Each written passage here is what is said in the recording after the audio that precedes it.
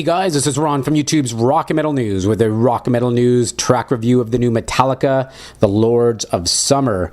The album was premiered during their Bogota, Colombia show, and they have now a demo version, they call it, on YouTube, so you can check that out and let us know what you think. I'm a long-time Metallica fan, saw them back in the Ride the Lightning tour with Cliff Burton when they toured with Armored Saint, so been listening to Metallica for quite some time now. When I first heard this, I loved the beginning of the song. The beginning of the song has a real old school Metallica feel. It's got a really raw sound. That's probably why it's called the demo version, but I'm fine with that. Sometimes Metallica maybe polish their songs off too much, so I really like the old school kind of raw sound that they had. 40 seconds into the song, the double picking really picks up, which reminded me, back in the kind of like Battery days, or even back, in the Ride the Lightning kind of Master Puppets kind of stuff. And, the track sounds like some older Metallica at the beginning there. And there's a part in there that almost has like a Leper Messiah guitar run in it, maybe around the kind of 105 to 118 mark. It has a little bit of a Leper Messiah feel in it, and it also kind of reminded me of something from Injustice for All, or the song Injustice for All, just kind of some of the drum feels and things.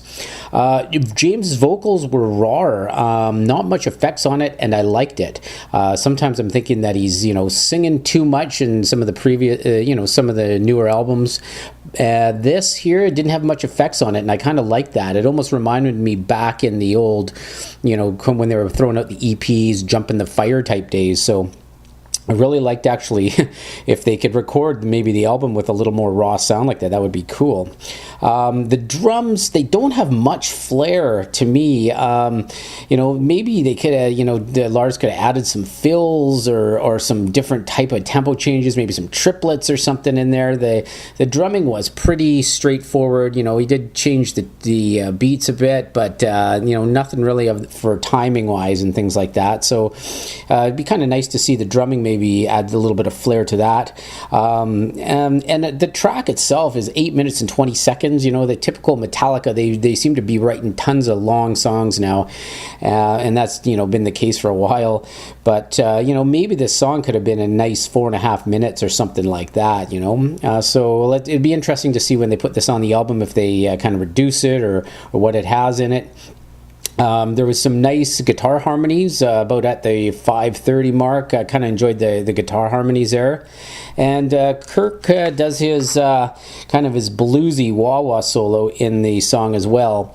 So overall, I didn't love the song, but I didn't totally hate the song. I think it was kind of an interesting, take a step back to the older feel, but keep in some of the almost like the Death Magnetic. It's almost like a mix of those kind of, sort of the Death Magnetic and the older, Master of Puppet days, Justice for All days kind of mixed together. So it should be interesting to see if they refine it at all for the album, and to hear what the rest of the songs are like on the album. This is Ron from YouTube's Rock and Metal News. Thanks for tuning in.